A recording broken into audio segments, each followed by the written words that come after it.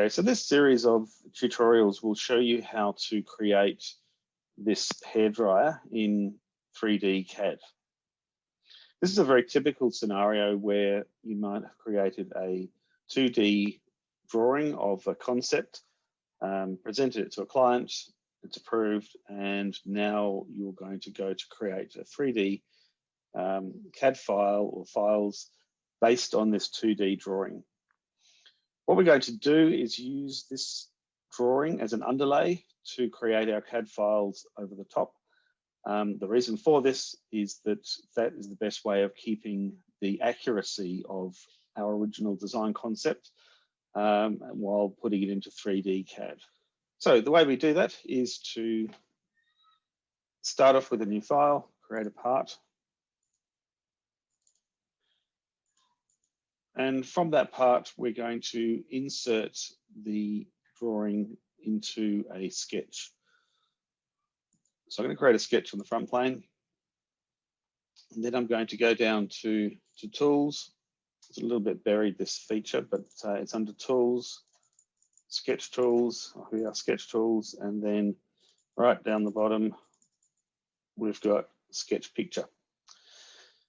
So then we just select the image that we want to use and we insert it into our sketch. Now you'll see it'll come in quite large, full size, and the bottom left-hand corner will be on the origin.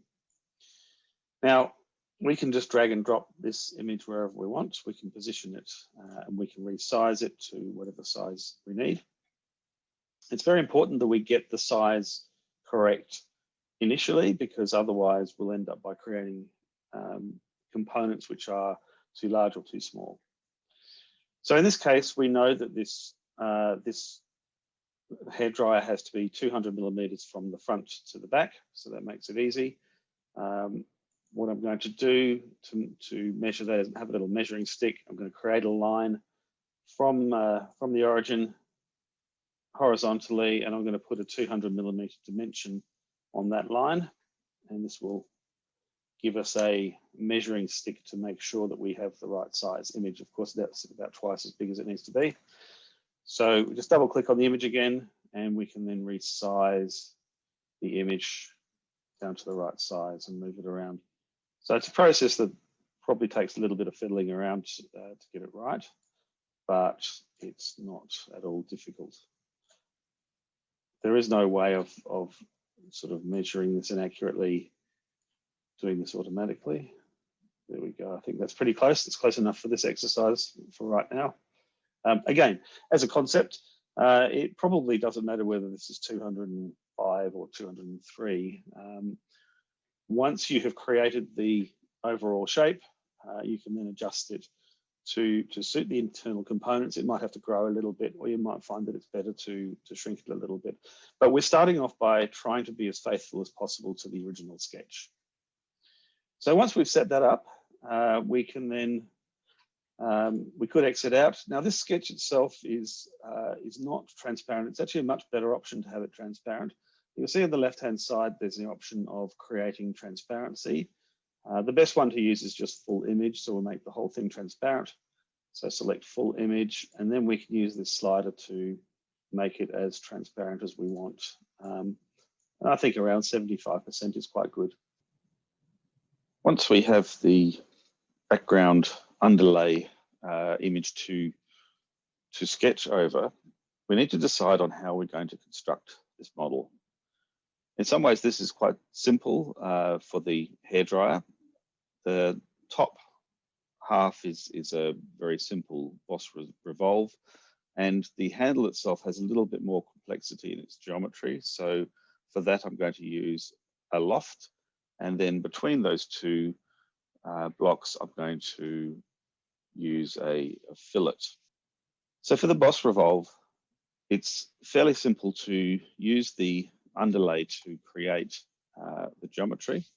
So let's start with a sketch on the front plane, which is the plane that's that the underlay is sitting on. So I'm going to start by drawing a vertical line here then this line here is also just a straight line, so that's fairly simple. From there, we can create a curve. Now, if you haven't seen this before, if you're using the line sketch, you can go from a curved line to a straight line by simply going back to that line, to the end of the line, and creating either a curve or a straight. So this is going to be, I think, a curve to about there, and then it's a straight line from there onwards. The last little bit here will have to be a curve, but it must be tangent because this is going to be mirrored around. If it's not tangent, there'll be a little bit of an uneven bump in the middle. So to make a tangent, to make sure that this is tangent with a vertical line, I'm going to create a line down here vertically, and then I'm going to do a tangent arc from the end of this line to that line there. And then I'm finally going to close the sketch like that. And now we can do a boss revolve around there. Select this as it's automatically selected that as the center line. And that's the main barrel part of our hairdryer. Background underlay image to sketch over, we need to decide on how we're going to construct this model. In some ways, this is quite simple for the hairdryer. The top half is a very simple boss revolve, and the handle itself has a little bit more complexity in its geometry. So for that, I'm going to use a loft, and then between those two blocks, I'm going to use a fillet. So that for the overall design, that's how I'm going to construct this. And then of course, going to put more detail in as we go along. So for the boss revolve, it's fairly simple to use the underlay to create the geometry. So I'm going to start with a sketch on the front plane, which is the plane that the underlay is sitting on. So I'm going to start by drawing a vertical line here.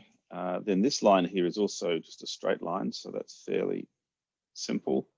From there, we can create a curve. Now, if you haven't seen this before, if you're using the line sketch, you can go from a curved line to a straight line by simply going back to that line, to the end of the line, and creating either a curve or a straight. So this is going to be, I think, a curve to about there, and then it's a straight line from there onwards.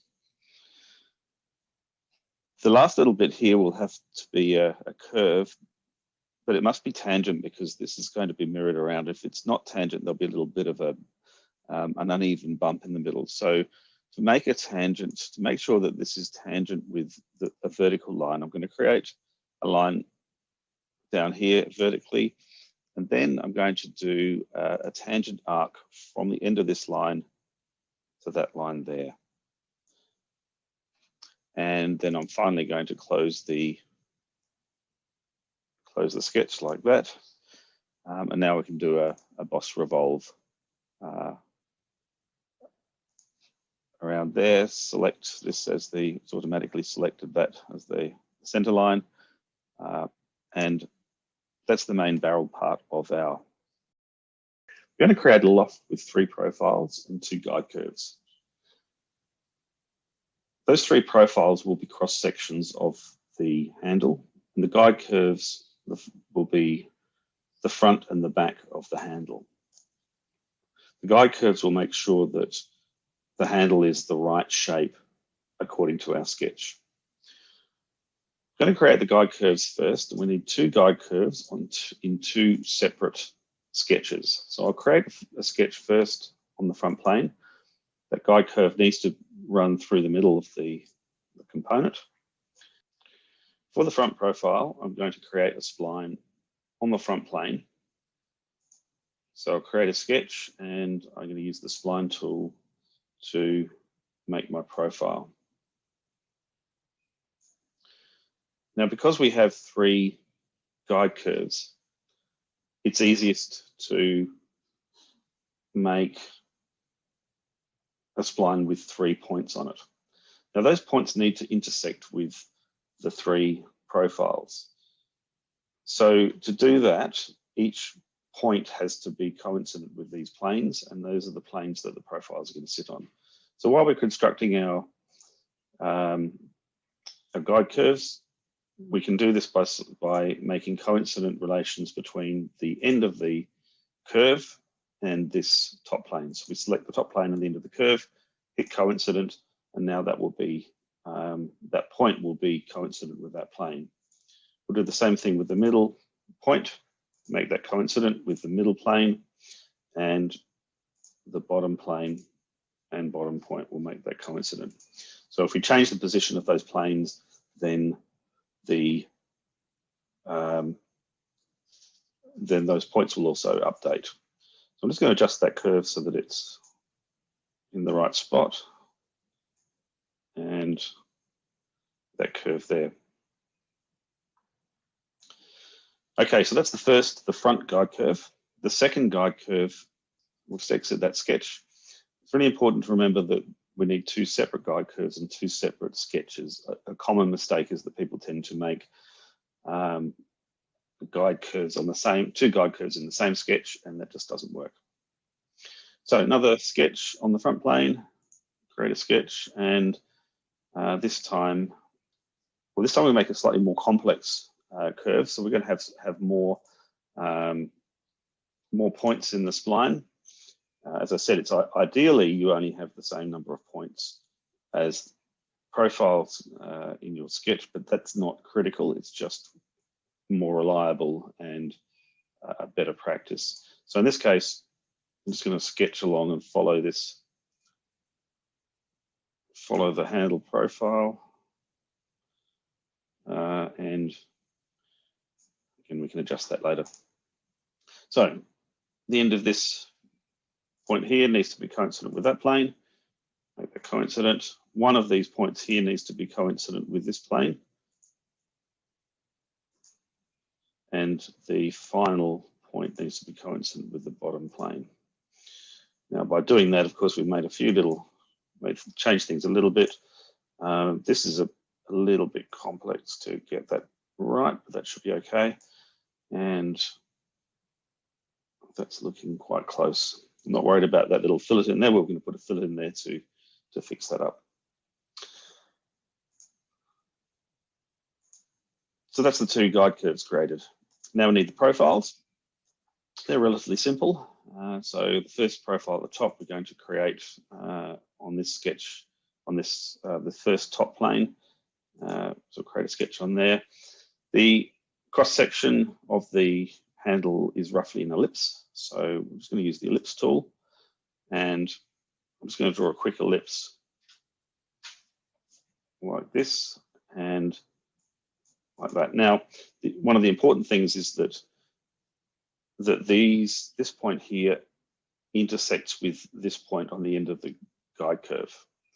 So we'll select that point and select that point, and we'll make sure that they're coincident. The same thing applies with this point here and the end of the other guide curve. Make sure that they're coincident. And the only thing then we have to control is the width of the profile. So I'll put a dimension on that, and I'm guessing about 40. As I said, we can adjust that later. You can see that's a fully defined sketch because it's turned black, and that's exactly what we want.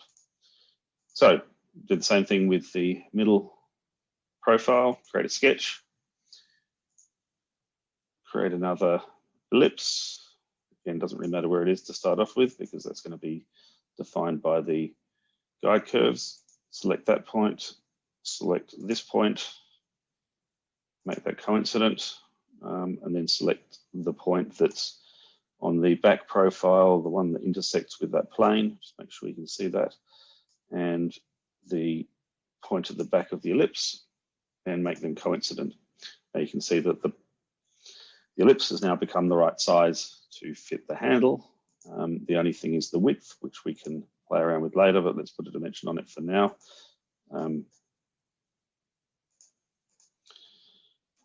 Got 25 for now, and then the final profile down the bottom. Create a sketch, ellipse.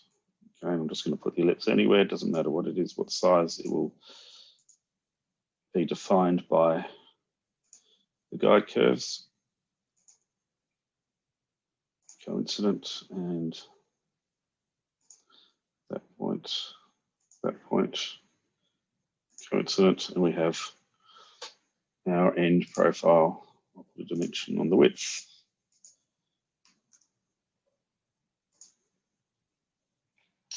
Right, so now we have 5 sketches, 3 profiles, and 2 guide curves. So now it's a simple matter of just creating a lofted boss base.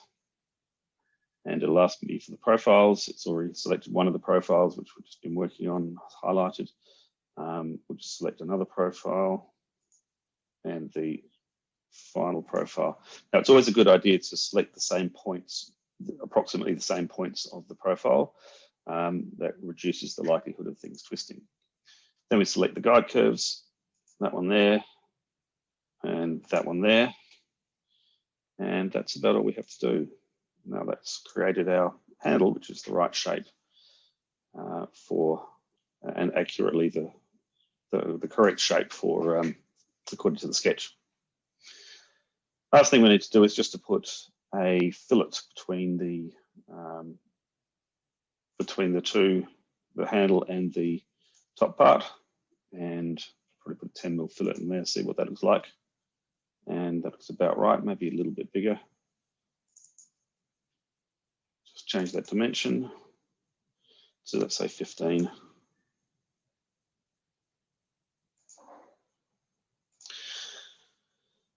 So there we have it. Handle, the overall shape is now created into with 2 features fairly simply, and very accurate to the original sketch that we created. In step 1, I showed you how to create the overall shape. That's basically 2 main features, a boss revolve to make the main part, and a lofted boss to create the handle, and then with a fillet in between. The hairdryer, of course, is far more complex than that. There are a lot more components to it. There's a heat shield that goes across the top, and then there's another cap that goes on the back. And there are 2 hand grips, a front and a back hand grip. So I'm going to show you in this video, I'm going to show you how to create those components. Now again, we need to refer back to our original underlay, because that's where we're going to get our information from. Now there's 2 ways. At the moment we can't see the underlay, of course, because the model's obscuring it. We can either hide these, hide the solid body, this component, or another way of doing it is to, I'll show you how to hide it. So if you just go right click on the image and just go hide, what it will do is will disappear. But then it disappears completely. There is another way of doing it. Now I'll just go back. I can just undo that. Another way to make it disappear but also see roughly where it is to go to wireframe mode. So now you can still see that there's an image there, there's a solid there, it's still there, but it's become transparent. You can also increase the transparency, but this is probably the best way for the moment. Okay, so the first thing we're going to do is cut away this this section here, because that has a metal plate, a curved metal plate, a heat shield that goes over the top. The plastic part that we're going to be designing needs to have a recess so that you've got a nice smooth continuous surface when you put the metal component in place. The same thing goes with this cap here. The red component needs to have a step so that that cap can sit over the top.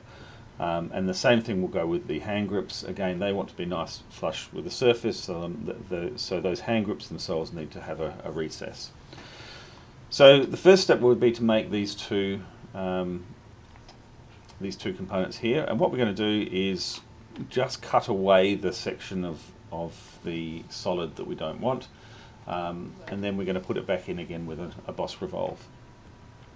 So let's make a sketch on the front plane, and I'm going to just make sure that the view is perpendicular to where we're sketching. Now what I'm going to do is create a spline from here, and I'm just going to follow this profile up, and then I'm going to make another spline from here,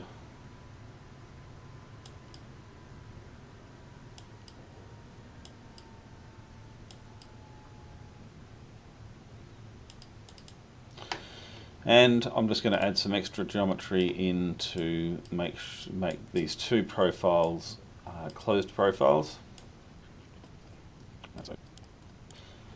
So now we can just do a simple cut extrude in both directions, and that will cut away the bits that we don't want. So blind through all in both directions, and can't see anything until as it's wireframe, it's a little bit hard to see, so let's just put that back into the shaded view. So that's what's happened. We've cut away the front and the back. Now, the easy way of making a recess like this, because this is a boss revolve, it's quite easy just to make another boss revolve inside this that's slightly smaller than the one we made previously. So I'll just show that sketch. This is the sketch that we used for the first boss revolve. What we're going to do is make another boss revolve with a couple of those surfaces offset from the previous one. I'll show you what I mean. So another sketch on the front plane, and we're going to reuse this geometry, and we're going to use that piece of sketch as well, or those lines rather, convert them. And then we're going to offset these four lines actually, because they all want to be slightly smaller, and that's where the recess is going to go. So just do an offset entities at 2 millimeters,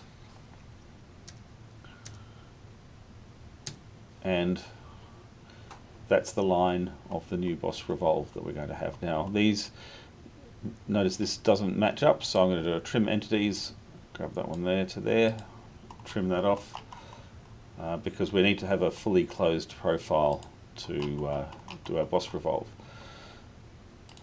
Then simple boss revolve, and we use that as the axis of revolution, and hit OK, and as you can see now we've got a nice little step that allows those other components to sit in neatly.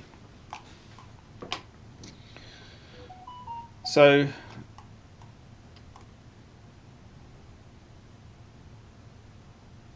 from there we need to do something similar with the handle, but it's a little bit more complicated with the handle because of the shape of those cutaways. So what I'm going to do here is use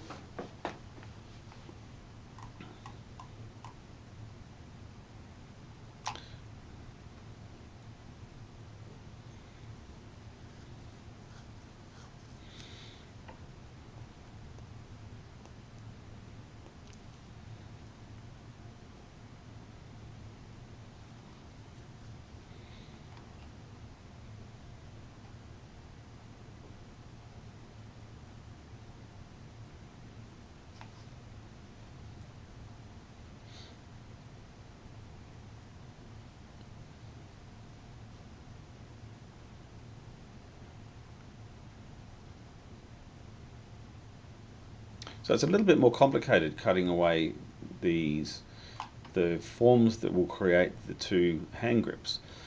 I'll just go back and hide this, or turn it to wireframe so that we can see.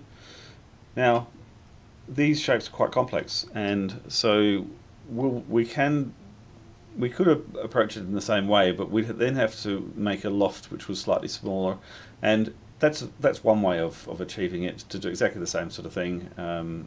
Cut that away, then make a recess, but it's actually really quite fiddly. Is a better way to do it, and that is to make a thin skin that's the same, that uses the same geometry as is there in existence, and then to use that and create the two grips and then subtract that from the overall. Okay, it sounds a little complicated, doesn't it, the way I describe it like that, but let me show you how it's done. So again, I'll just get us so that we're looking at this thing perpendicular.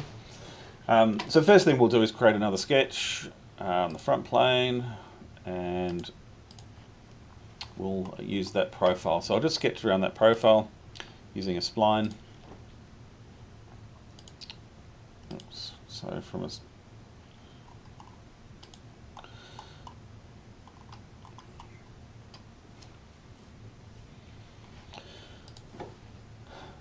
So the way we're going to do this is we're going to create those rubber grips, and we're going to create exactly the way they want to be, and then we're going to subtract that from the red plastic part.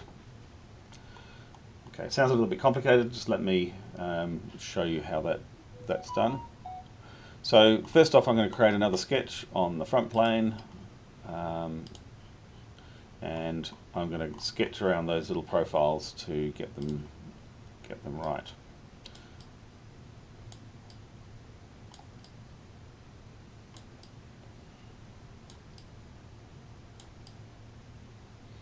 Now, if you're sketching using a spline like this, sometimes you don't get it exactly right, but you can always go back and you can always modify these little.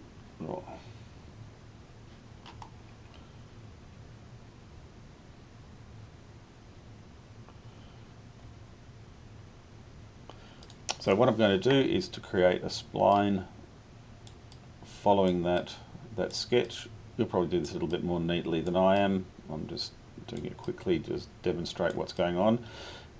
If you don't get it right to start off with, don't worry. You can always move those little points in the on the spline. For example, I've messed this thing up here, so I'm just going to move that spline point into a more sensible position.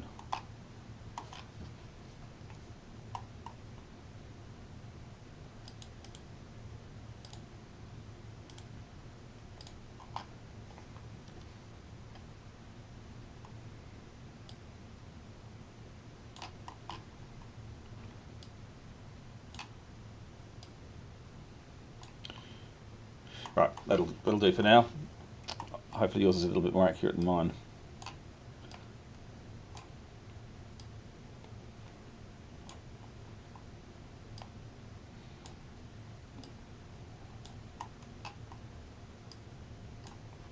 Okay, so once you're happy with the spline, create another one on the other side.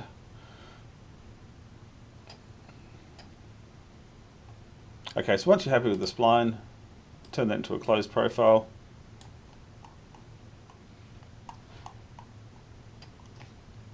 I've got something really weird going on here. Let's have a look. I've got an extra point that I don't need. I'll just delete that, and everything's good. Right, so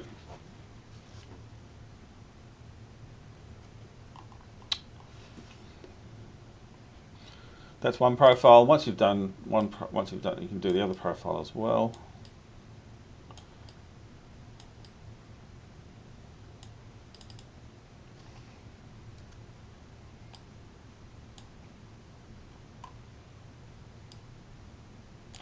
Move that around so you're happy with it. It's a bit dodgy. Let's just move that. And then finish it off by closing the profile. Oh, we'll finish that, yep.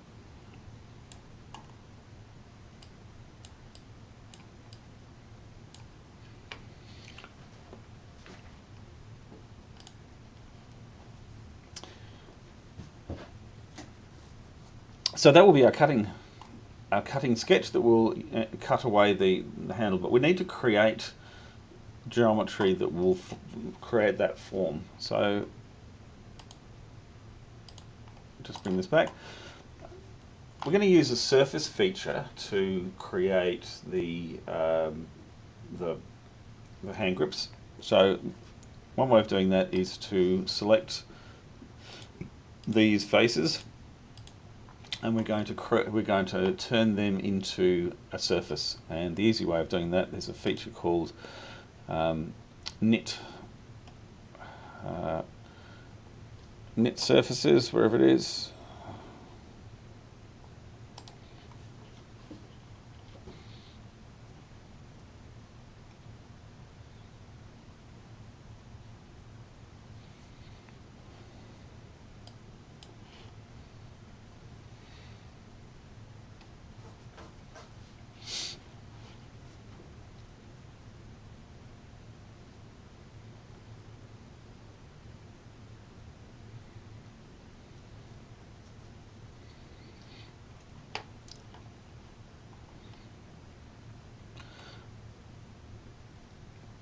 Right, next we're going to create the recesses for the front and back grips. Now, doing that in the same way as the previous one is difficult because this is made from a loft, and you'd have to offset that loft. And it's possible, it's certainly possible, but it's quite fiddly. And there is a better way. What we're going to do is we're going to create the grip, the two grips first, and then we're going to subtract that from this component. Before I do that, I might just change the color of the component. I'm going to make this red, high gloss plastic. Let's make it red. The only reason I'm doing that is so that that's the final color it will be. And once we start creating other components, it'll be easier to change their color to make it obvious. For example, we'll make these grips and we'll change the color of the grip to suit. So the way I'm going to do this is I'm going to create a surface, and I'm going to thicken the surface up, and I'm going to use these faces here to create that surface. So the way that's done is to go to use this feature called under the insert surface, and we go down to knit, and what we can do is select a variety of faces that we want to just turn into a surface. So that's all those faces there, because they're the ones that the hand grip covers. It might even cover that one, I'm not sure. So hit OK. Now what's happened is, you'll see at the top here we've got solid bodies. We've got one solid body. Now what's happened is this thing's come in here as a surface body. Now what I can do is hide various bodies. You just right click on it and go hide, and by hiding, that's hidden the solid body. And now you can see that surface body that we've created. So that's just a surface. There's no thickness to it at all. We can make that thicker by going to so we can convert it by thickening it. Converts it into a solid, and it's will no longer be a surface. So if we go insert boss base thicken, and then we select that face, we can then create some thickness to it. Now that's thicken, wants to thicken outwards, we want to go inwards, so I'll click that. I also want that to be 2 millimeters, so I'll change the thickness to 2 millimeters. Now this is something you might not have come across, merge result. If I hit merge result, what it will do is it will create a solid that is merged with the other solid. Now we don't want that, because we want to have this separate so that we can subtract it from the previous solid, so make sure that doesn't get ticked. Hit OK, and you'll see now that we've got two solid bodies. We've got one was the boss revolve, which you can see there when I click on it, and then there's the thickened one that we've just created. Now I'm going to leave the first boss revolve solid hidden for now, because we need to create those two hand grip components. So to do that, we need to sketch around the existing where the hand grips were, which I've just done previously, so save a bit of time. Now what we're simply going to do is just do a cut extrude through and cut out the bits that we don't, that aren't part of the handle, the grips, which is these bits here. So cut extrude, select these two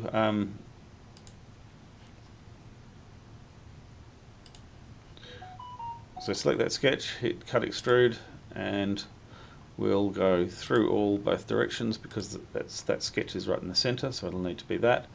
And flip side to cut. Never seems to work first time around. You do that and it cuts the wrong way 9 times out of 10. Edit sketch and then hit flip side to cut. And bodies to keep, all bodies. So what that's now done is it's created two bodies out of that one. Because it's cut in half and they're not joined, they're not part of the same body, we now have 3 bodies. Okay, so I'm going to change the color of those grips so that we can identify what's what. I'm just going to use a soft touch plastic. So now if I just drop the color, the appearance onto the model here, it'll just change the face that it attaches to. If I drag it over to where the solid body is, it will change the color of the entire body, which is what I want. So I'll do that to this one as well, and they're both black. Right, now I'll show the previous solid body like that, and you can see that we now have that hand grip. And it looks a bit funny because the faces on the hand grip and the faces on the red plastic component are coincidental, so that's why it looks a little bit weird in SolidWorks. What we want to do is to subtract. We're going to do what's called a Boolean operation, which is to subtract that hand grip from the red component. And the feature we use for that is one called, surprisingly enough, combine. When you click on combine, it gives you an option of either adding two bodies together, subtracting 2 bodies, or just leaving the intersection, which is the common bit between them. So if 2 bodies intersect, then you just get left with that option. We want to use subtract, so click on that. The main body to keep is this one here. The bodies to subtract are the 2 handles. In fact, it's a little bit hard to select. The main body is there, so let's just go back and select it from the feature manager tree. So we've got that body we want to, oops, wrong one. That's the solid body we want to keep. The body to subtract will be that one and this one. And hit OK, and now we have a recess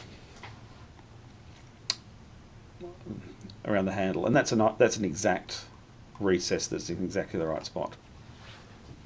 But here's the thing. Now I've realized that I'm going to have to recreate those hand grips again, and that's a little bit difficult. So what I could do, and what makes more sense, is to, before we do the combine feature, is to duplicate those hand grips. So one of them will be used to subtract from the red component.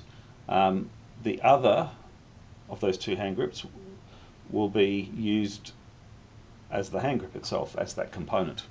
I don't know if that makes some sense. Hopefully it'll make more sense when I show you. So what I'm going to do is to duplicate those solid bodies, and the way I do that is to go to Insert Feature, and there's this option called Move Copy, which allows you to either move a body, strangely enough, or copy a body. So again, the body's to move. We don't want to move it, we're just going to copy it, so we're not going to move it anywhere, but we're going to select those bodies, that one there and this one here. And that's all we need to do. We don't need to move it anywhere. We can do translate, rotate, but we just don't want that. So we hit OK, and translate, rotate, okay. We don't want to move it or anything, so hit OK, and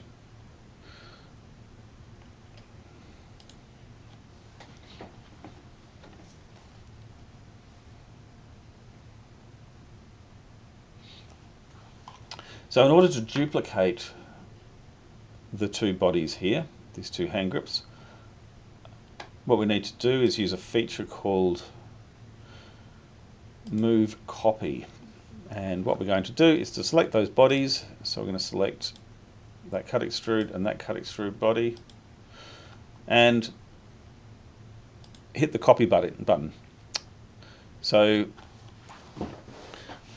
we're not going to move it, we're not going to translate it, so we'll just leave all that as is, hit OK. It then asks you, you don't want to move it or translate it, and that's fine, we don't. So now what's happened is, you'll see under the solid bodies, we now have two extra solid bodies. So now when we go to the combine and subtract, we have subtracted it. Now I haven't changed the color of those ones. I'll just change the color of these two to make them look right. So change that and change this one. So now you can see we've got the two hand grips and this body. Nice and easy. Now we could do the same thing with, we could have done the same thing with this option. I thought I'd show you something, a different way to do it. With this simpler shape, this is really easy to create the metal part that goes over the top by selecting these two faces here, and what we're going to do is use the offset surface command and then thicken that surface. So go insert features, insert surface, offset, and we're going to offset that by 2 millimeters, and that's created a surface over the top. I'll click on that, select that surface body here, and then I'm going to thicken that up, and then we have that component. Again, I'm going to change the color of that. Now what's happened here is I've made a bit of a mistake. This has become one solid body now, so you've got to keep an eye on this. It's very important to make sure that's right. What I've done is I've allowed these two to merge, so I'm just going to go and re-edit that. You can see this merge results is ticked. We don't want that merge. We don't want to merge these two. We want that thickened area to remain a separate solid body. So I hit OK, and you can see now there's 1, 2, 3, 4 different solid bodies.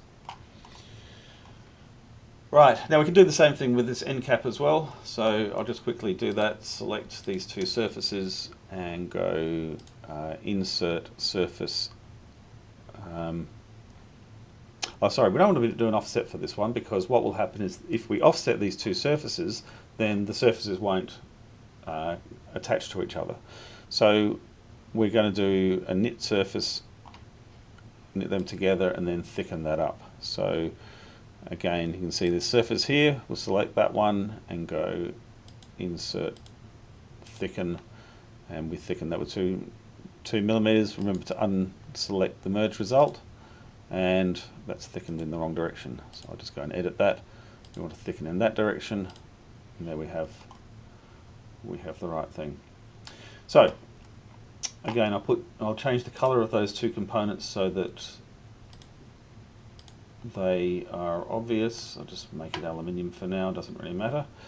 Again, I'll go to, that's the thicken one, and the other thicken there. So we've got those two components. So that's how to create those sort of inserts, the soft plastic inserts that you find on a lot of products. And that's one very easy way to do it. It's a way to do it on complex surfaces as well as simple surfaces.